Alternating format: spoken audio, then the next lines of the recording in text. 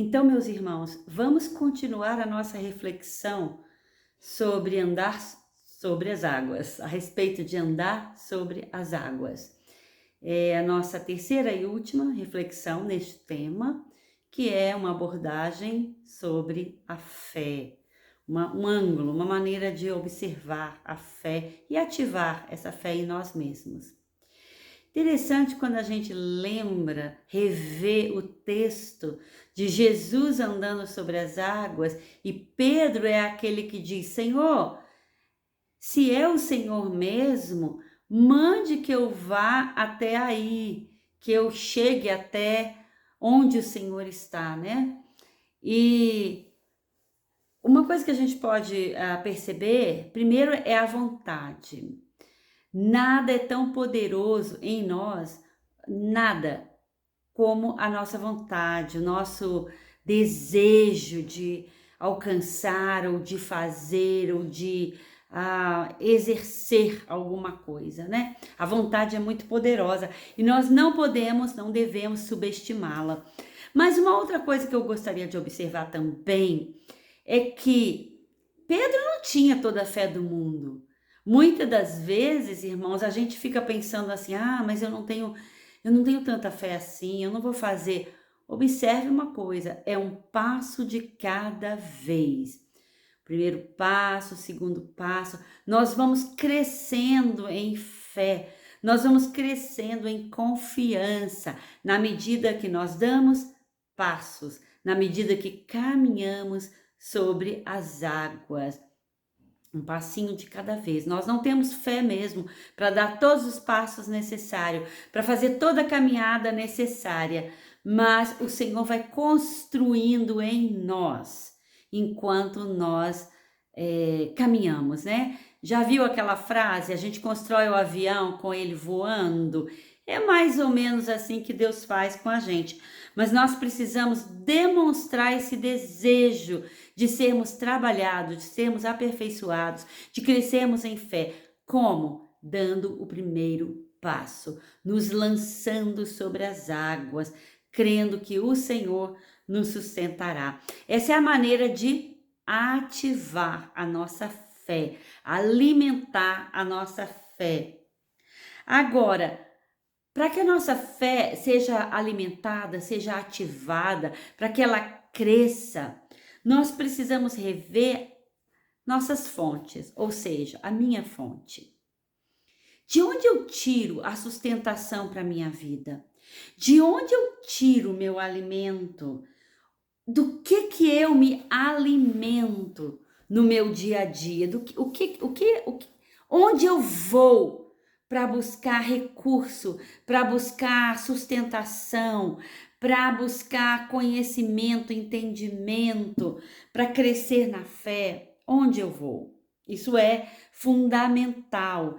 A Bíblia fala no livro de Jeremias 2, no versículo 13, a Bíblia fala o seguinte: porque o meu povo cometeu dois males, abandonaram a mim a fonte de água viva e cavaram cisternas rachadas que não retêm a água. Por que Deus estava reclamando? Por que Deus estava aqui entristecido através de Jeremias? Ele disse: o meu povo me abandonou e cavou para si cisternas rachadas. Todas as nossas cisternas são rachadas. São cisternas rotas, como diz em alguma outra tradução. E tudo que for colocado naquela cisterna vai vazar. Meus irmãos, muitos de nós temos buscado, a nossa fonte tem sido cisternas rachadas, cisternas rotas, cisternas que não retêm a água. Por exemplo, quando nós colocamos a nossa fonte ou nossa segurança, nossa fé, nossa expectativa nas coisas deste mundo. Não estou nem falando de coisas ruins, não, mas quando a nossa expectativa, quando a nossa fonte é, por exemplo, o que nós temos, o que nós alcançamos, nossos diplomas, o nosso trabalho, nossas posses, sejam elas muitas ou poucas, nossa saúde, nossa beleza, nosso bem-estar físico, né? Todas essas coisas que isoladamente em si elas não são ruins, mas se colocamos a nossa confiança e se a nossa fonte não é Jesus, não é o Senhor, então nossas cisternas são sim rachadas.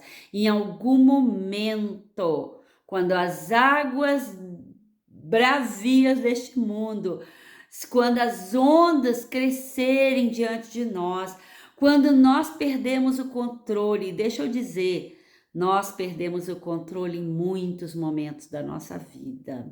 E então, nesses momentos, essas cisternas rotas não nos valem de nada, porque elas se tornam vazias. No momento em que elas se enchem de água, a água vai embora, porque elas estão, como diz a Bíblia, rachadas. Não tem sustentação, não tem fundamentação. Por isso que eu não me canso de falar, e eu falo para mim mesma o tempo todo. A fonte é Jesus. A fonte é Jesus. Olha para ele. Sim, tem essa coisa bacana, tem essa coisa legal aqui, né? Eu alcancei algo nessa vida, eu alcancei um bom trabalho, eu alcancei um bom diploma, eu alcancei uma boa família, mas nada disso é garantia quando nós enfrentamos a tempestade, quando nós temos que andar sobre as águas. Uma só fonte é que nos valida e que é de valia para nós, e é Jesus. Por isso que eu falei na reunião da semana passada, temos que fixar os nossos olhos em Jesus, colocar foco nele, porque é o Senhor quem define as coisas para mim, é o Senhor quem define a mim mesma. A mim mesma. Quantas e quantas pessoas a gente sabe que tinha tanta coisa e de repente não tem mais, até família, saúde, né? A gente tem, mas a gente pode perder a saúde.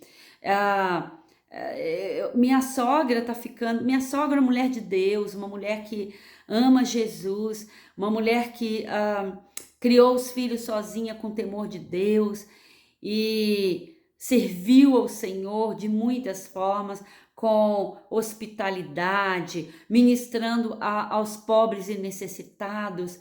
Agora ela já está com quase 90 anos e ela está entrando num processo de demência. O Alzheimer está pegando e é muito, muito doloroso quando eu chego lá e ela ainda me reconhece, graças a Deus, mas eu começo a conversar com ela e ela vira para mim e fala, não estou entendendo o que você está falando.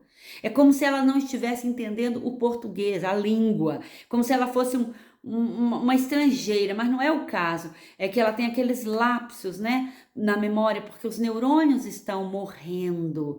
Então ela olha e fala, não estou entendendo o que você está falando. Hã? Hã? E aí o que acontece é que a gente limita a comunicação e começa a falar menos coisas para não criar esse constrangimento nela, né? Então a gente vai perdendo a pessoa vai morrendo antes mesmo de morrer. E ela falava comigo antes, nos dias dourados, ela falava, ai, se tem uma coisa que eu não gostaria de, clamo a Deus, é não ficar doente em cima de uma cama, dependendo das pessoas para cuidar de mim. E ela tá dependendo, né? Então, nada é garantido nessa vida, a não ser Jesus. A não ser Jesus. Por isso que ele é a nossa fonte. Não podemos nos esquecer disso em momento algum, nos dias bons e nos dias difíceis, né? Quando a gente tem que, de fato, se lançar nas águas e caminhar sobre elas. Uma outra maneira de ativarmos a nossa fé, a nossa confiança no Senhor Jesus, né? De gerarmos dentro de nós mesmos. É claro, né, meus irmãos, que a gente não consegue sozinho, sem a ajuda do Espírito Santo, é impossível alcançarmos esse nível, alcançarmos esta fé ou andar sobre as águas, superar as dificuldades, não conseguimos sem Ele. Então, que isso fique muito claro, mas tem a nossa parte, a nossa vontade, o nosso trabalho, a nossa disposição, né?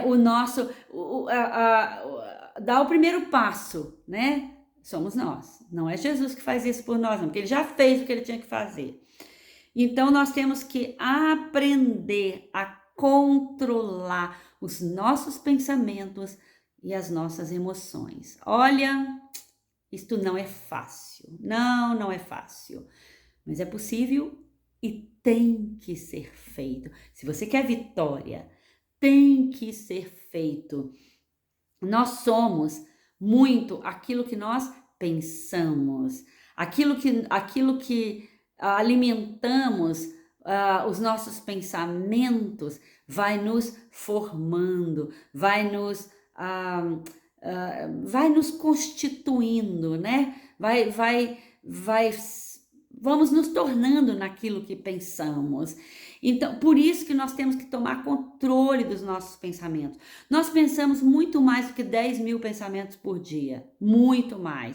Eu ouvi dizer que é em torno de 60 mil, eu não sei, mas eu sei que com certeza milhares e milhares de pensamentos nós pensamos a cada dia. Agora, o que eu descobri é que 95% desses pensamentos são basicamente os mesmos que eu pensei ontem e antes de ontem e no dia anterior. Então, os pensamentos eles vão se tornando sólidos dentro de nós, né? Eles vão se tornando consistentes dentro de nós e vão nos conformando a eles. E o mundo quer que nós pensemos como o mundo, como a cultura vigente. Por isso que é muito, muito importante a gente vigiar aquilo que a gente, como eu falei antes, né? Qual é a nossa fonte? Da onde eu tiro meu alimento? Da onde eu tiro meus pensamentos? Porque eles vão dizer quem eu sou. Então, eu vou falar uma coisa para vocês, tá? Eu sou uma pessoa que luta contra a ansiedade. Nem meus melhores amigos sabem disso, assim. Não que seja um segredo, mas é uma coisa que eu luto, né? Eu não assumo no sentido de eu não dou vazão à ansiedade. E eu tenho problema com insônia. Então são muitas horas durante a noite que eu acordo e fico lá quietinha na cama. E aí eu sou bombardeada por pensamentos. E eu digo para vocês, não são pensamentos bons. São pensamentos do tipo, se alguém na família tem uma doença, tá doente, né? Fica doente, eu já começo, os pensamentos já vão bombardeando e eu começo a imaginar uma coisa terrível, eu já fico imaginando uma doença muito grave, eu já fico imaginando morte, e aí o que eu tenho que fazer o tempo todo? Estar tomando controle dos meus pensamentos. Uma vez Deus me falou, não permita que o inimigo faça terrorismo na sua mente, e é exatamente isso que ele faz. Ele sabe qual é o meu ponto fraco, então ele faz terrorismo na minha mente. Eu vou imaginando. Então eu tenho que estar lutando.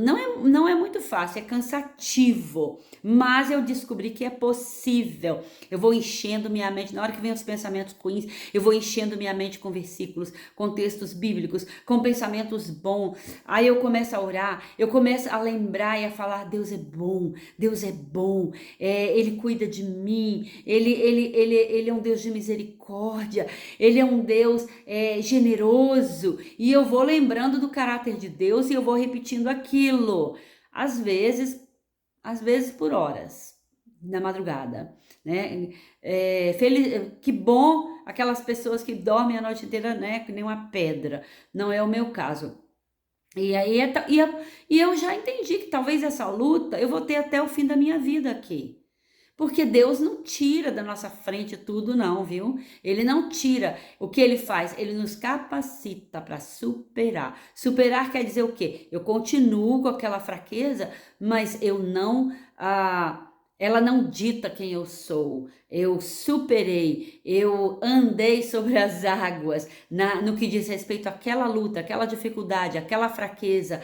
Eu consegui, eu consegui vencer a batalha. E vencer a batalha não quer dizer que eu não possa, de vez em quando, ser assaltada com pensamentos de eu sou. Mas eles já diminuíram bastante.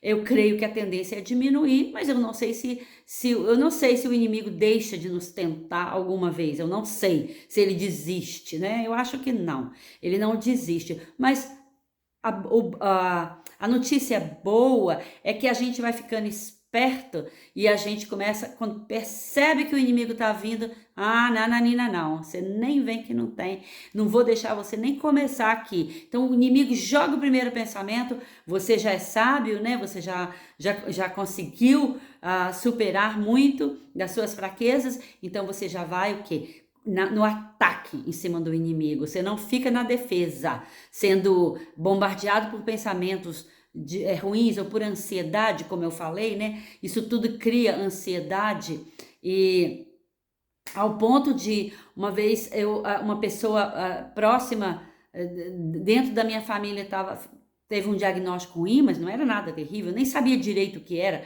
Eu passei a noite em claro, imaginando, nossa, será que a gente tem, será que a gente tem jazigo no cemitério? Será que nós temos um plano de morte? E pensando naquilo, como que eu faço? E como que eu faço aquilo? Será que é fácil? Eu já estava enterrando a pessoa. E não tinha nada a ver, isso já tem anos, né? Nada a ver. Uma vez eu tive um problema, um nódulo mamário, e eu já estava imaginando, eu imaginei tanto que eu teria apenas alguns meses de vida, que meus filhos eram pequenos ainda, eu pensei assim, meu marido vai ter dificuldade nessa cozinha depois que eu morrer, para achar as coisas. Eu fiz um monte de etiquetas, onde está isso, onde está aquilo, fui colando na cozinha para facilitar a vida dele depois que eu morresse. Isso já tem mais de 20 anos. Então, a ansiedade, ela é muito cruel, porque a gente fica ansioso por algo que a gente nem sabe direito, né? Então, nós não podemos permitir que o inimigo faça terrorismo na nossa mente. A Bíblia fala na carta de 1 Pedro que nós devemos ser sóbrios, né? A Bíblia fala em Romanos 12 que nós devemos ser transformados pelos nossos pensamentos bons, né? Pensamentos de Deus. Vários textos na palavra de Deus nos levam nessa direção, a tomar o controle, a tomar a rédea dos nossos pensamentos. Então, quando você começar a pensar algo ruim, você vai ali repetindo na sua mente coisas boas, até que ele vem em ondas, né? Eles vêm em ondas, esses pensamentos. Você vai repetindo até que esses pensamentos vão se dissipando. Depois o diabo vai tentar novamente, mas aí é um exercício, gente, é um exercício, assim como exercício físico, para criar musculatura espiritual. Tem gente que tem um monte de músculo, eu não sou contra, eu acho que é muito bom, nós temos que fazer exercício físico mesmo, se a gente quer ter saúde. Mas tem gente que só tem musculatura física, né? Tem músculo, é bombado, mas o cérebro é murcho, a mente é murcha, o espírito é murcho. Então nós temos que zelar pelo nosso corpo, mas muito mais pelo nosso espírito, pela nossa alma, tomando controle das nossas emoções, sendo transformado e não conformado por este mundo. Nós não podemos permitir que a cultura, que o modo de agir das pessoas hoje, do nosso mundo, nos conforme, né? Faça de nós ali, né? Sejamos conformados dentro daquilo. De jeito nenhum. Tente fazer as coisas um pouco diferente. Se você acha que aquelas coisas não são saudáveis, não são boas, né? Faça diferente. Mesmo que você seja estranho, esquisito, diferente dos outros, que mesmo que as pessoas achem você um esquisitão, receba isso como um elogio. Especialmente dependendo de quem vier, né? Ai, você é muito esquisito. Você fala, graças a Deus que ele me acha esquisito. Ai, você é uma pessoa estranha. Ai, meu Deus, que bom. Porque se aquela pessoa achasse que eu era uma pessoa igual a ela, assim, né? Eu ia ficar preocupada. Mas como aquela determinada pessoa acha que eu sou esquisita, então isso deve ser um bom sinal. Então, não se preocupe com o que os outros pensam. Não se preocupe, mas preocupe sim com o que o Senhor, com o que o Espírito Santo é, pensa de você, né? E lute. Hoje em dia a ansiedade é algo muito comum, especialmente nos jovens e nas crianças. Então nós precisamos ajudá-los, porque é possível vencer a ansiedade. Gente, e quando nós estamos, nossa fonte é Jesus e nós estamos nele, tá, pense o pior pensamento que. Qual é o pior pensamento? Ah, tá, e se eu ficar doente e morrer? Ou alguém da minha família? Eu não quero isso, mas se acontecer. Bom, primeiro, um dia todo mundo vai morrer, né? Isso aí é fato. Mas se morrer logo, né? Cedo. Então comece a pensar nas coisas do alto, no céu. Nossa, se eu morrer cedo, né, aos meus olhos, cedo, eu vou para o céu. E o céu é maravilhoso. Então vai ser bom para mim também e tal. Então enche a sua mente com os pensamentos de Deus e com a realidade do céu. Com a realidade da vida eterna, né? Por isso que nós não podemos permitir o inimigo permitir que ele nos aterrorize. E uma outra maneira de ativarmos a nossa fé e poder andar sobre as águas e vencer as ondas deste mundo é derrotar o medo. Derrotar o medo. A Bíblia fala que o perfeito amor lança fora todo medo.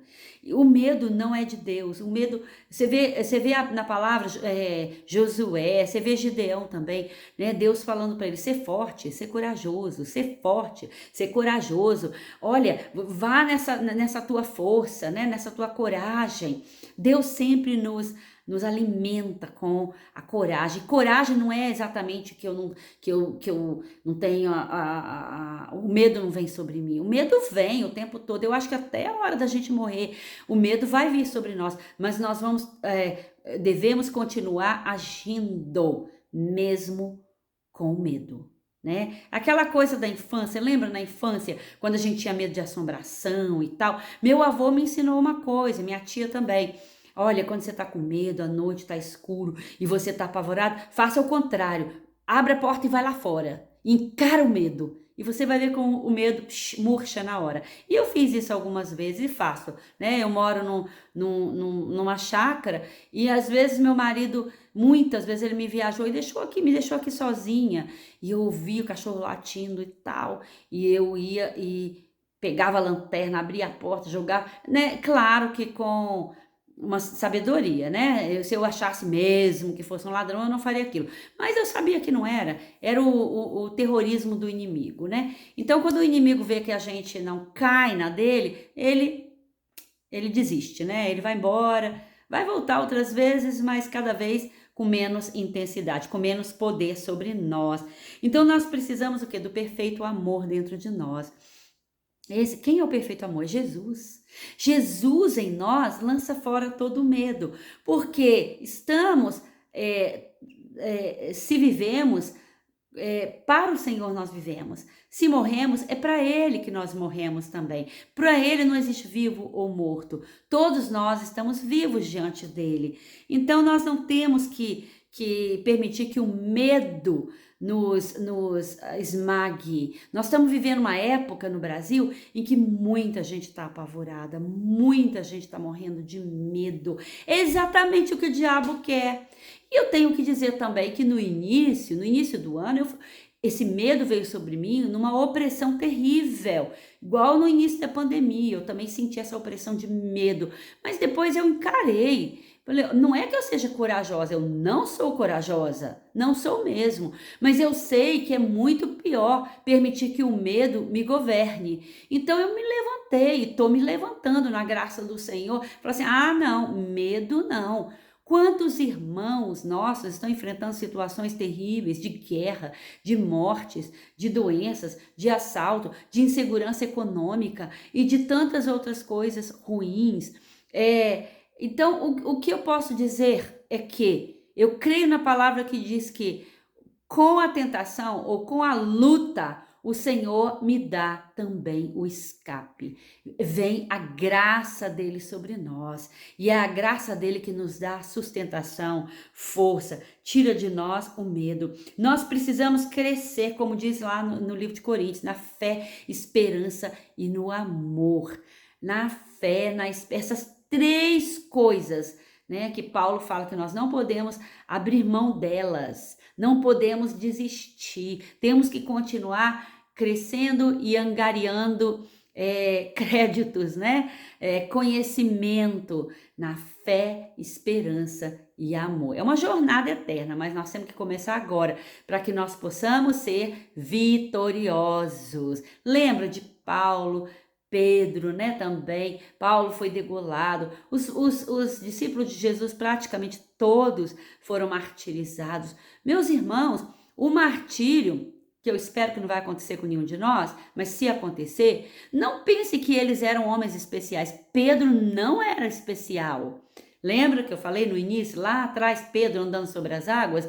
Ele teve a vontade, ele teve o desejo, Deus trabalhou aquilo na vida dele, né? O desejo. A vontade é a permissão que nós damos ao Espírito Santo de agir na nossa vida. Eu quero. E aí a gente dá o primeiro passo. Mesmo que a gente esteja morrendo de medo. E como Pedro, depois começa a cair, afundar, né? Mas o Senhor nos levanta e nós continuamos. Então Pedro não era diferente de nós, Paulo não era diferente de nós, mas a graça de Deus nos alcança quando nós precisamos dela. E ela nos alcança na medida certa, na medida em que nós necessitamos. Deus é fiel, ele é fiel. Precisamos confiar nele, meus irmãos, confiar no Senhor. E uma das maneiras de derrotarmos o medo, de crescermos na fé, na esperança e no amor, é exercitando as disciplinas espirituais. Quem tiver interesse para saber mais sobre isto, pode me perguntar no privado. Aliás, eu já falei aqui, né, e repito, tem alguns irmãos que me escrevem no privado, me perguntam alguma coisa, ou que não tenha ficado muito clara quando eu dei a palavra, ou alguma coisa da Bíblia que eles gostariam de saber, minha opinião, meus pensamentos sobre aquele texto, sobre aquele capítulo, sobre aquele versículo. Não que eu saiba muita coisa, né? Mas não só eu mesma, como qualquer um dos pastores, nós estamos à disposição dos irmãos. Entre em contato conosco, entre em contato comigo, eu posso falar por mim, né? Entre em contato comigo no privado se você quiser e pode perguntar sobre disciplinas espirituais. Eu tenho livros, eu tenho vários ensinamentos sobre o assunto, né? E você vai ver como que as disciplinas espirituais, elas nos transformam, elas não nos conformam, mas nos transformam a imagem de Jesus, né? São ferramentas para nos levar, para nos ajudar na nossa caminhada, na nossa fé, na nossa esperança, no amor, né? Para nos ajudar a crescer. As disciplinas espirituais eram muito, muito praticadas pelos pais da igreja, né? Era algo assim do dia a dia. E continuam sendo fundamentais na nossa vida cristã. Sem a prática das disciplinas, nós não conseguimos.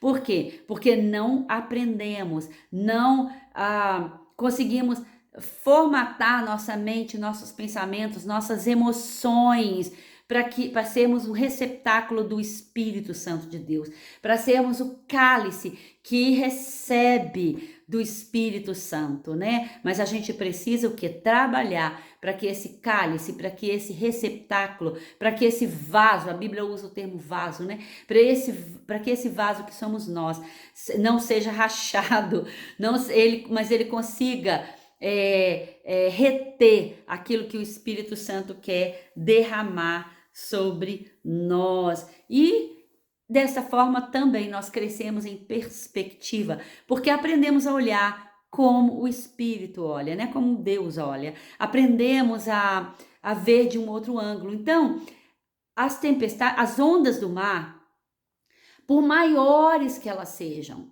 se nós estivermos além de andando sobre elas, mas estivermos também assentados em lugares celestiais e olhando de uma outra perspectiva, quem está olhando de cima, as ondas podem ser gigantes como for, que elas não serão muita coisa, né? Porque você está olhando de cima.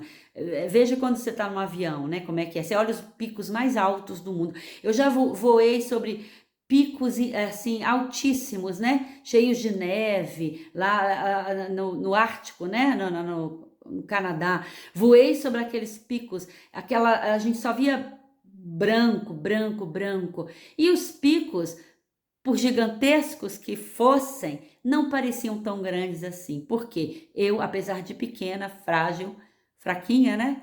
Mas eu estava dentro de um avião nas alturas. Então é mais ou menos isso que eu quero comunicar, que eu quero é, é, não apenas passar, mas impartir para os irmãos, né? Nós precisamos aprender a andar no Espírito, porque aí sim é a única maneira de poder andar sobre as águas. Deus abençoe, irmão.